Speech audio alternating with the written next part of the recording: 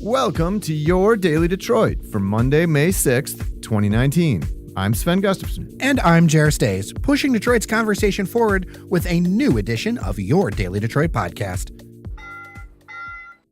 Longtime Detroit Red Wings general manager Ken Holland is leaving the team. TSN is reporting that he's taking a 5-year, $25 million deal with the Edmonton Oilers. He'll run all hockey operations for the Canadian club. This comes in the wake of Red Wings legend Steve Yzerman taking over as Detroit's GM. Holland had a big hand in helping the Wings win 3 Stanley Cups over his 22-year tenure. Under Holland, the Wings had the second longest continuous playoff appearance streak in NHL history. But reaction in Edmonton is mixed. The once proud Oilers have missed the playoffs 12 of the last 13 years. The fan base is extremely frustrated, and some are highlighting the Wings' lack of success in recent years. Edmonton is also a much smaller market than Detroit, with just 1.3 million people. That's just a little bigger than Oakland County. Holland is walking into a complete rebuild, but that might just be the challenge the 63-year-old hockey executive is looking for. It looks like a massive deal to put together land for a new $2.5 billion Jeep plant on Detroit's east side will happen, pending widely expected approval by the Detroit City Council. That's after the city forged an agreement with Ambassador Bridge owner Matty Maroon for the final piece of land late Friday. Yeah, that Matty Maroon, who owned Michigan Central Station before Ford bought it. You throwing a little shade over there, Jer? Actually, I'm kind of excited. Developments usually happen after they sell their land, after all. It's been a hectic pace for putting this deal together. The city and state needed to cobble together around 215 acres in just a couple of months. Nothing focuses the mind like the first new auto factory in the city of Detroit in 20 years. The deals included a land swap with DTE at its old Connor Creek power plant site. We talked about that recently. And Hance Farms. The latter is the project by the banker who owns a number of urban tree farms across the city's east side. The total cost of the land is more than $107 million, and that cost will be split between the city and the state. Plus, FCA, the parent company of the Jeep brand, has requested and probably will get $160 million in tax credits from the state of Michigan. As part of the deal, the city says Detroit residents will get first crack at new jobs at the plant. There will also be about $35 million put into the neighborhoods, mostly around workforce development programs. So it's great news that there's a new factory coming and everything. I guess now we get to see what this means in terms of the way that neighborhood over there on the east side is actually going to look once shovels hit the ground and this everything, right? So call me a little skeptical, especially in the light of everything we've talked about with the District Detroit and the extremely fast timeline on this.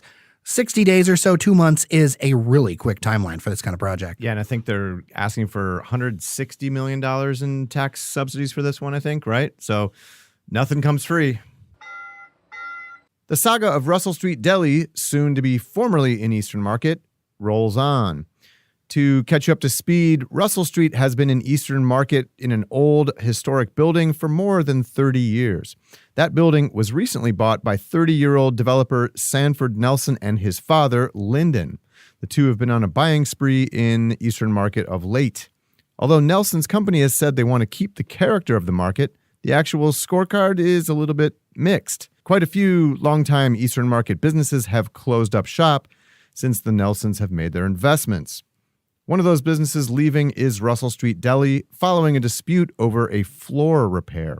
In a lengthy Facebook post, the restaurant says it's closing because, quote, it's hard to make soup with a boot on your neck, end quote. Oof. Yeah. Reports say that Eastern Market CEO Dan Carmody tried unsuccessfully to make a deal between Nelson and Russell Street Deli's owner. But the bottom line, Russell Street Deli says it plans to remain open until September. It then plans to move out of Eastern Market, probably to one of 6 locations in either Detroit or Hamtramck. That's per a Detroit News piece by Neil Rubin. Sven, this one sucks. Yes, I agree. I mean, we all know money almost always wins, but here is the thing. In Detroit, where it's extremely underinvested, you don't really even need that much money to win. It's such an uneven playing field. And I don't think the outcome of this negotiation, at least how we read it there in Neil's piece, bodes very well for keeping Eastern Market's character, the way it is. I mean, This was such a great place to go and sit at those long communal tables with perfect strangers and literally break bread with people that you've never met before. It was great. oh, for sure. And although there's some changes I'd love to see in the market, I'd love to see it be more of a 7-day-a-week thing. I'd love to see it have more vendors on a regular basis. I think there's a really important lesson that we got to take away from this one. What's that? Buy your building, like buy your house, own all these things. Like I know it's hard. I know that a lot of people who are invested in Detroit's comeback are not necessarily always the most capitalist of folks, but we are in America. And I think probably the only way to ensure or to prevent these kinds of things from happening is to own your land.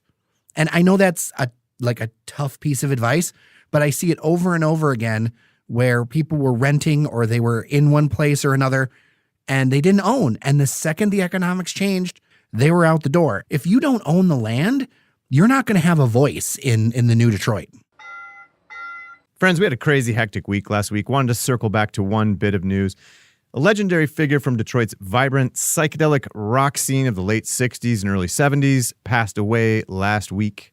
Russ Gibb was a disc jockey, concert promoter, and owner of the famed Grandy Ballroom, which was on Grand River near Joy Road on the city's west side.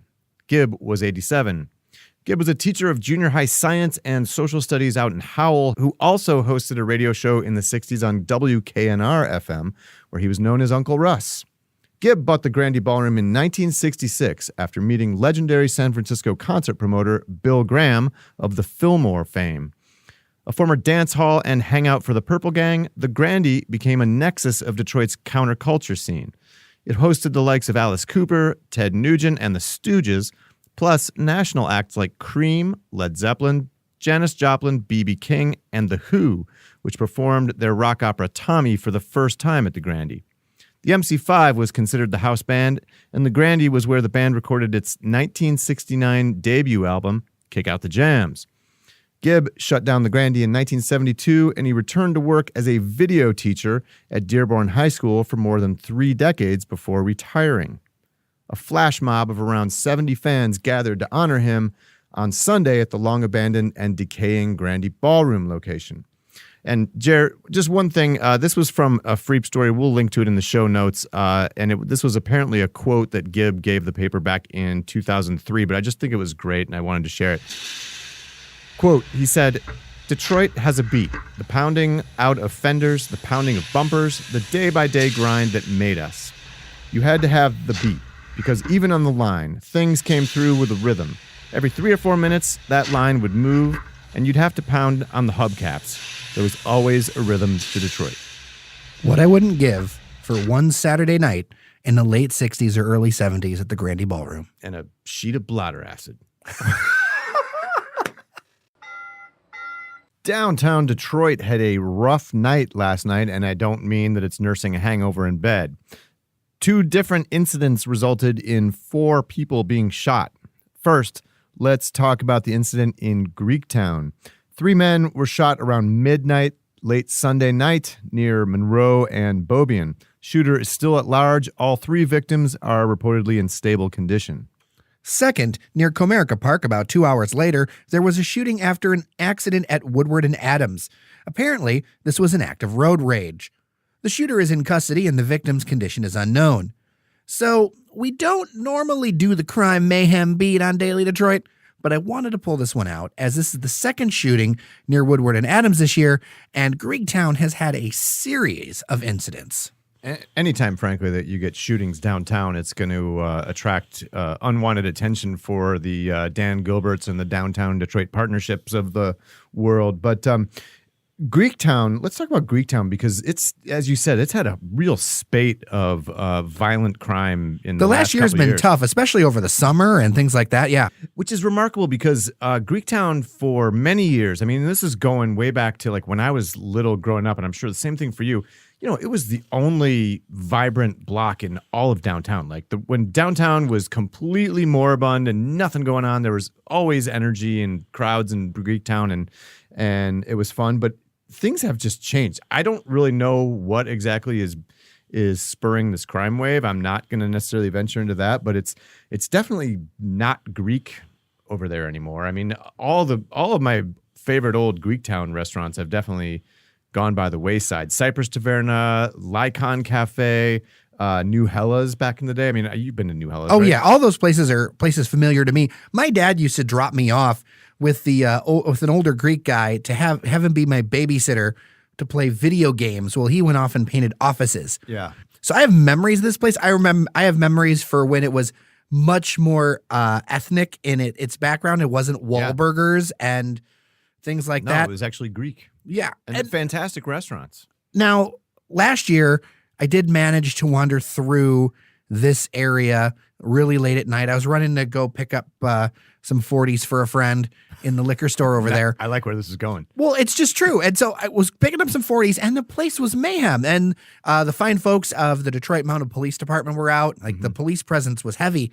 And I never remember it being like that or needing to be like that. No, I don't. And, it's interesting, too, because a lot of the restaurants, most of them not Greek, again, but they've introduced sidewalk seating. And that's like a recent development. Which is really great. Which is great, yeah. And, I think they've even closed the streets off to cars a few times in recent years. So it's kind of weird. I don't know if it's the casino that's, bringing in this, violent element. I don't know. But these kind of hot spots happen. And usually what you have to do is kind of find out, like, what is the root cause that's bringing an element that's solving problems with guns. And that's just not okay. And the sooner they fix this, the better it will be for the neighborhood. Yeah. And Dan Gilbert, of course, is apparently, as far as we can tell, still they're trying to finalize the sale of the Greektown sale. Casino. Yeah, they announced it in November of last year, right? For Greektown, yeah. Expected to close sometime this year. We haven't heard that it's closing, but $1 billion. He was expected to, be doing that partly because he needed cash for a lot of these other projects he's doing around town, which would make sense. But there really wasn't the Gilbert-style attention paid to that neighborhood like there was in other places. No, it's weird. Well, and you also wonder if maybe he realized that Greektown was becoming a headache and he wanted no more part of it. I don't know. Or was it not worth it to invest for what you're going to get? I mean, I think Greektown has all kinds of potential as a destination. That building is cool. That hotel has got that cool feel to it with the blue glass and everything. Except for that god-awful red cap that they put on it. They changed the colors on that one, by the way. Oh, they have recently? Yep. That was actually a thing that they changed the colors because it was just so bright. It was so ugly. Yeah. But there's so much potential in that whole strip that could be unlocked. But I was surprised to see someone like Dan kind of walk away from that one. And I really wonder what was behind that. Yeah, I miss the Greektown of old, and I wish that they could somehow get back to it and bring some of the Greek back. But also, clearly, more urgent now is to just get a handle on this situation and make the streets safe again. This week in Wistful Ramblings by Sven and Jer. So let's hit the lighter side. Let's run through some restaurant news. The 13th Shake Shack in Michigan is opening up at Somerset Mall's food court this coming Monday. In case you didn't know, there's another one right down the road on Big Beaver in Troy. So basically, you can exist on a sea of suburban Shake Shack burgers up on 16 Mile Road. Really, the only word for it is... Buddy's is adding a bunch of sriracha-based items to their menu, including honey sriracha chicken tenders, a chicken sriracha pizza, a spicy Southwest veggie pizza, and a new jalapeno margarita. I'll note here that this is a limited-time menu running until June 2nd. I don't want to, prejudge anything, but, labeling everything sriracha, which is, it's a style of chili sauce, like an Asian chili sauce. And there's also the brand with the rooster, right? Yeah, I'm never really clear if they're one and the same. I don't know if I think sriracha is a style. Okay. And the rooster is a brand under it. Hoi Fong. I think it's called Hoi Fong, if I remember correctly. But this feels sort of gimmicky somehow. I don't know. I'm happy to be proved wrong, but it just feels like when you go to a corporate chain restaurant and they advertise that they serve Hidden Valley Ranch dressing or something like that. Well, let's just remember, though, that Buddy's did get that big investment to go big and get all those additional restaurants going from that outside investment group. So maybe they're trying something, although it's a limited time menu, I feel like this is the kind of thing when they try something to see if it works. Yep. Meanwhile, in Ferndale, Como's long-awaited reopening under new ownership is today. The restaurant at 9 Mile and Woodward was gutted to the studs. It has a new menu focused on pizza by chef Zach Sklar. Daily Detroit's Randy Walker is swinging by there tonight for dinner. We'll aim to reconnect with him and get you some first impressions straight from the source later this week. Jer, I actually ran by Como's yesterday. I've been kind of watching the progress, over time. I live in Ferndale. I peeked in the windows. It looks great. First of all, there are windows that you can look into. That's notable because Como's was famously like a fortress. You couldn't see inside there. It was strange. But so they've put windows in there. There are beautiful, like mature potted plants in the windows. There's a nice dining room, kind of oriented around a room or oriented around a bar that faces the windows.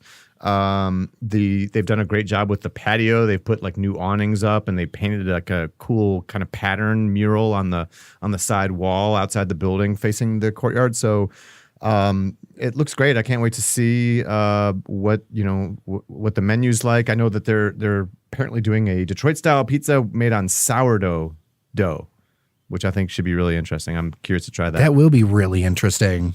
One other one that has actually been open now for a couple of weeks, Peso, which is the new tequila and Mexican food concept that has gone into the space on Bagley Street, where it was most recently Fist of Curry. Before that, the beloved Huron Room, which was one of my favorite restaurants, as I've said here many times. Peso is connected with one of the owners is part of the Cabresto Tequila family. They own that brand. This team was also a winner of a $50,000 grant from Hatch Detroit to open Toma Detroit, which is in Corktown. That's going to be a tequila and mezcal bar. This is kind of like their second restaurant that they're actually opening first. We had those guys from Toma on the show, right? Geez, almost 2 years ago now. I think it was last summer. Yeah. But this is kind of like their second bar. I'm super excited because A, I love Mexican food. B, I love tequila, and I follow them on Instagram, and they fill that thing full of like the most delicious looking cocktails, man. I just salivate. Dave Phillips here over at the Podcast Detroit studio has turned me on to a new tequila. I'm terrified to try it, but I love the name. Which one? Sparkle Donkey. I haven't even heard of it. The bottle art is great. I don't know about the rest of the tequila. Is it any idea how much it costs? Is it a premium, or is it like a low end? Or it has a great donkey on the front. Okay.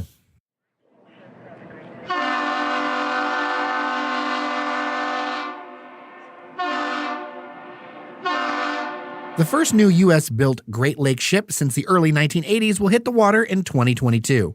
The yet-to-be-named self-unloading carrier is being built in Sturgeon Bay, Wisconsin, by the Interlake Steamship Company and the Fincanterry Bay Shipbuilding Company. That's a mouthful. I know. Sorry, guys.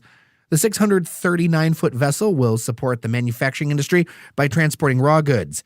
More than 700 people will work on the ship over the next 2 years. Add it to your list of ships to watch traversing the Detroit River.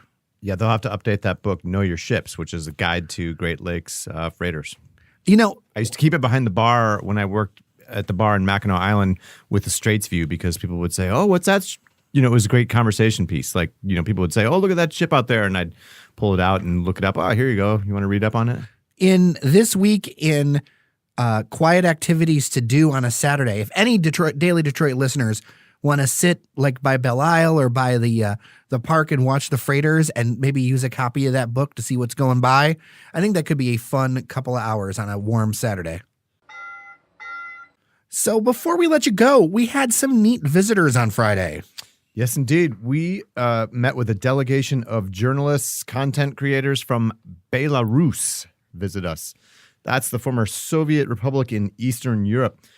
Talked all about media and podcasting. We talked about Daily Detroit, lots of inside baseball stuff. Super nerdy, super inside baseball, but a lot of fun. Sven, kind of what did you take away from it? Well, we didn't get a lot of chance to talk to them necessarily about what their life was like. They were asking us questions and asking us to talk. But, again, I mentioned the former Soviet state. They are still a country under transition. One of them explained to me that, they're still sort of under the watchful eye of Russia and Vladimir Putin and everything, but they're trying to kind of expand. This is the political side of the country. They're trying to, grow their international relations and sort of join the world community in some ways. He said that press freedoms in Belarus are they kind of go up and down like a roller coaster a little bit. So I think they're sort of trying to learn from us. And, they met with a number of media outlets around town. I know they met with Bridge. We saw the photo that they posted somewhere, Twitter or whatever, and a few other outlets while they were here. Through a Detroit exchange program whose name escapes me, but it was cool. It was interesting to meet these guys, and we had a Russian translator there who was translating everything that we said into their earphones and asked us to slow down every once in a while because she explained this. I did not know that Russian tends to be about 75% longer than English, like more verbose.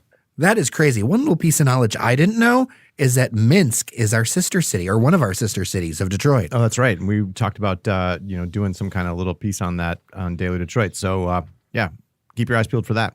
The other thing is our segment on Detroit Public Television aired Thursday and Sunday, focusing on the derelict Packard plant. We'll link to that in the show notes, but just FYI, if you're a member at patreon.com/dailydetroit, then you got the chance to see it first before everybody else. That was a pretty interesting report to do, and it seems like it was pretty well received on social media. Until tomorrow, I'm Sven Gustafson. And I'm Jairus Days. Take care of each other, and we'll see you around Detroit. You're listening to the Podcast Detroit Network. Visit www.podcastdetroit.com for more information.